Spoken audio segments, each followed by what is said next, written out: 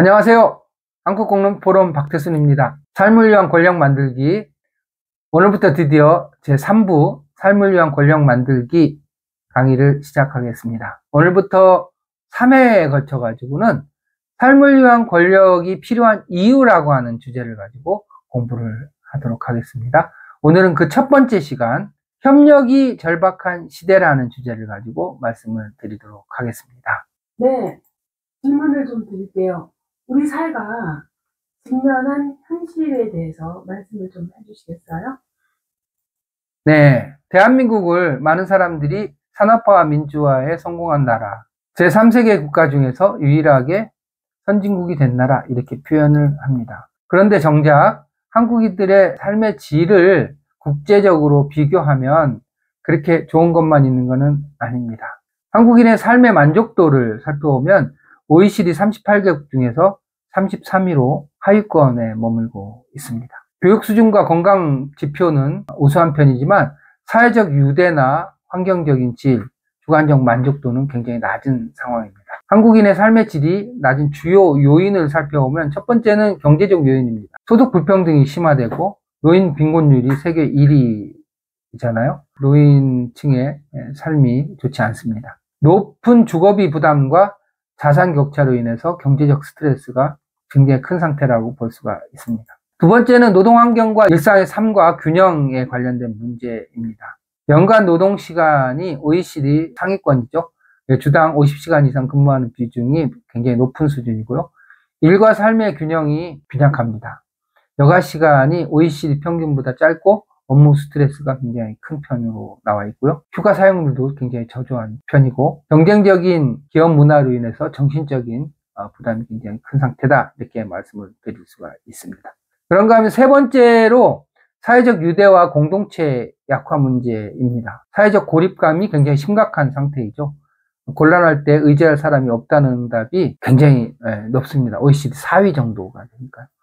그리고 낮은 사회적 신뢰도, 대체로 사람을 신뢰할 수 있다는 응답 비율이 OECD 다른 나라에 비해서 굉장히 낮은 수준입니다. 또 공동체 의식의 약화로 사회적 연대가 부족하고 외로움과 정신건강 문제가 점점 커지고 있다, 이렇게 말씀을 드릴 수가 있겠습니다. 네 번째로는 정신건강 취약성과 관련된 문제인데요. 자살률 OECD 1위인지는 굉장히 오래됐죠. 이것은 이제 정신건강 문제가 심각함을 드러내는 또 하나의 지표라고 볼 수가 있고요. 청소년 자살률 역시 굉장히 높은 상황입니다. 입시나 취업 스트레스, 경제적 부담 등이 중요한 원인으로 작용하고 있습니다. 정신건강 지원이 부족하고 우울증 및 불안장애 경험 비율이 대단히 높은 상황이다, 이렇게 말씀을 드릴 수가 있겠습니다. 삶의 질을 개선하기 위해서는 여러 가지 노력이 필요할 텐데요. 대표적으로는 경제적인 안전망을 강화해서 노인 및 취약계층 대상 사회적 안전망을 확대해야 될 것입니다. 두 번째로는 근로환경 개선이 필요하죠. 그래서 장시간 노동을 해소하고 휴식 문화를 정착하고 워라밸을 향상시킬 필요가 있습니다. 세 번째는 사회적 연대를 강화해서 공동체 활동을 활성화하고 사회적 신뢰를 회복하기 위한 노력이 필요합니다. 정신건강을 지원하기 위한 노력도 필요한데요. 상담 및 치료 지원을 강화하고 정신건강 문제에 대한 인식 전환이 필요하다, 이렇게 말씀을 드릴 수가 있겠습니다. 한국 사회의 현실을 몇 가지 OECD 관련된 지표로 살펴봤는데요. 이 지표들이 시사하는 점들은 다음과 같이 정리할 수 있을 것입니다. 삶의 질은 단순히 경제적 성장으로만 해결되지 않는다라고 하는 것이고요. 사회적 안전망, 노동환경 개선, 공동체 강화, 정신건강 지원이 함께 이루어져야지 되고, OECD 국가들의 사례를 참고할 때 포용적인 성장과 사회적 자본 축적이 무엇보다도 중요하다, 이렇게 결론적으로 말씀을 드릴 수가 있겠습니다. 그렇다면 우리 사회에 해결해야 할 과제가 굉장히 많아 보이는데요. 이런 과제들을 좀 구체적으로 말씀해 주시면 좋겠습니다. 앞서서 우리 사회의 현실에 대해서 말씀을 드렸고요.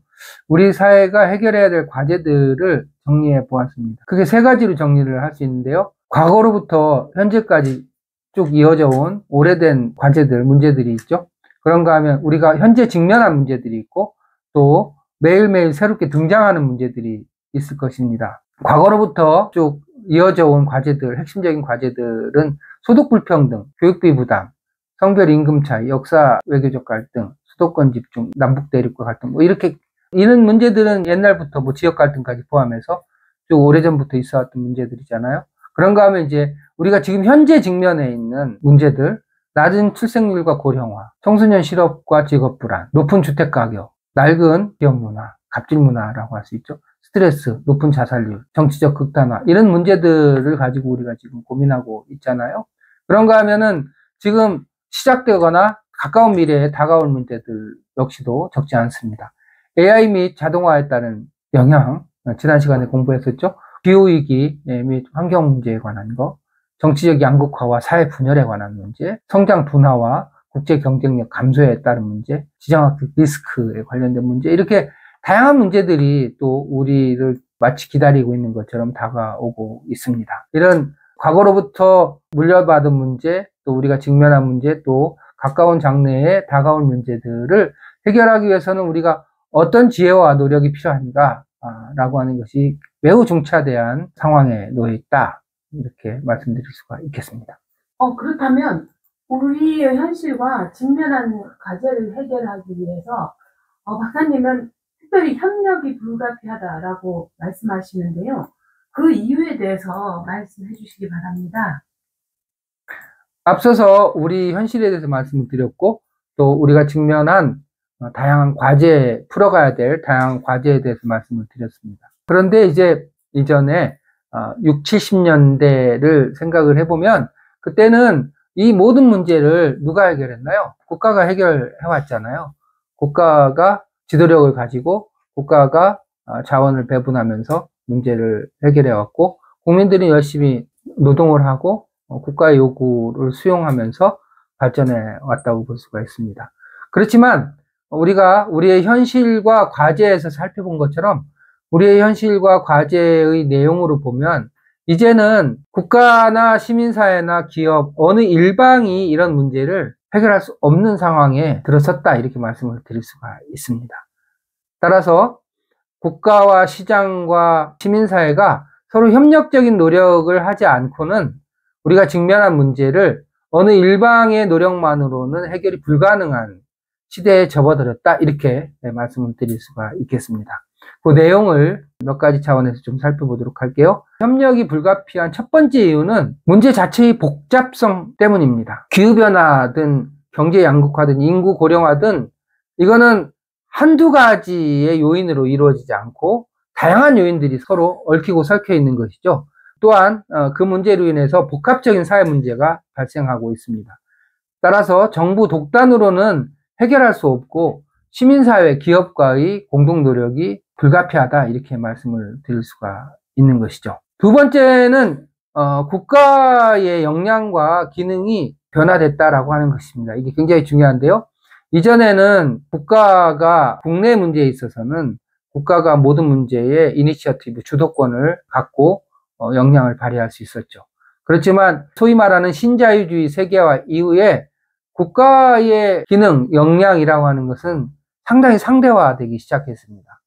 그래서 오히려 기업이 자율성이 훨씬 더 커지면서 국가의 기능은 오히려 상대화되는 이런 상황에 있습니다. 한마디로 얘기하면 이제는 국가가 모든 것을 통솔하는 시대에는 지났다, 이렇게 말씀을 드릴 수가 있는 것이죠.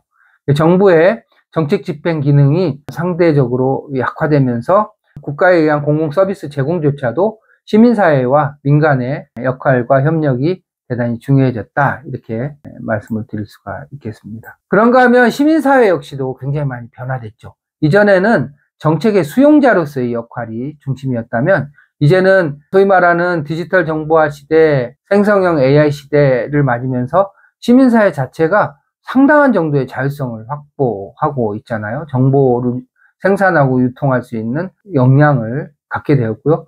사회 문제를 주도할 수 있는 이제 주체로 지금 부상하고 있다, 이렇게 말씀을 드릴 수가 있고요. 정부가 하지 못하는 삶의 세세한 내용도 구체적인 내용을 보완하는 역할을 충분히 수행할 수 있는 역량을 갖추게 되었다, 이렇게 말씀을 드릴 수가 있습니다.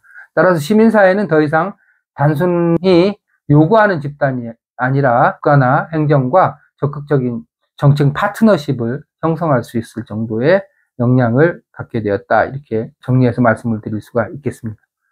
그렇다면 지금 우리 사회 같은 경우에 국가와 시민사회 간 협력이 잘 이루어진다고 볼 수 있나요? 잘 이루어지고 있는 것 같습니까? 글쎄요, 확실하게 뭐라 답을 하기 좀 어려운 것 같습니다. 한국 사회의 경우에 민과 관, 다른 말로 하면 국가와 시민사회 간에 협력이 잘 이루어지고 있을까요?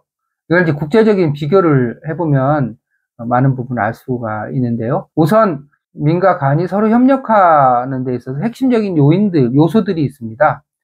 대체로 한 5가지로 얘기를 하는데, 이 원칙을 먼저 살펴보고 우리의 민관 협력이 제대로 이루어지고 있는지를 한번 살펴보도록 하겠습니다. 민과 관이 협력하기 위한 핵심적인 요소를 5가지 정도로 말씀을 드릴 수가 있는데요. 우선 이 5가지를 먼저 살펴보고 그 다음에 우리나라 한국의 민간협력 수준을 살펴보도록 하겠습니다. 민간협력의 핵심적인 요소로 첫 번째는 상호 신뢰이죠. 그래서 정부와 민간 간의 신뢰 형성이 협력의 핵심적인 내용입니다. 잘 이해가 가실 것 같고요. 그 다음에 이제 역할 분담이 잘 이루어져야 되죠. 국가는 국가대로, 시민사회는 시민사회대로 각자의 강점을 잘 살려서 명확한 역할 분담 속에서 서로 협력이 이루어져야 되고요. 그 다음에 세 번째는 법 제도적인 지원입니다. 협력을 지속하기 위한 법적, 행정적인 뒷받침이 잘 갖춰져 있어야 되고, 또 소통 채널 역시도 중요합니다. 그래서 실질적인 정책 논의를 위한 정기적인 협력 채널이 필요한 것이죠. 협력의 구조가 만들어져 있어야 됩니다. 그런가 하면 마지막으로는 국가적 과제에 대한 사회적인 합의, 공동 목표가 설정이 돼 있어야 할 것입니다. 이럴 때 이런 요소들이 결합해서 민간 협력이 활성화되고 고도화될 수가 있는 것이죠. 이런 측면에서 우리 한국 사회의 민간 협력 수준을 국제적인 차원과 함께 비교해 보면 몇 가지 시사점이 있습니다.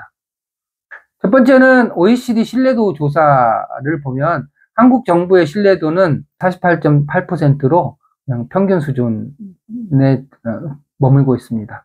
그런가 하면 UN 전자정보 참여자 수에 있어서는 한국이 디지털 정보를 표방하고 있는 만큼 디지털 협력에 있어서는 상당한 정도 수준에 다다르고 있다, 이렇게 말씀을 드릴 수가 있고요. 민간협력 제도와 관련해서는 제도 자체는 선진국 수준에 다다라 있다, 이렇게 말씀을 드릴 수가 있습니다. 그렇지만 사회적 협치 수준에 있어서는 북유럽 국가들에 비해서는 부족한 상황이다, 이렇게 정리해서 말씀을 드릴 수가 있고요. 한국의 민간협력 특징을 정리해서 말씀을 드리면, 강점으로는 디지털 기반의 협력이 굉장히 잘 이루어지고 있고 위기 대응 관련된 역량도 잘 발달되어 있다, 이렇게 말씀을 드릴 수가 있겠습니다. 우리가 K방역, 코로나 대응 같은 것을 대표적인 예로 들고 있잖아요.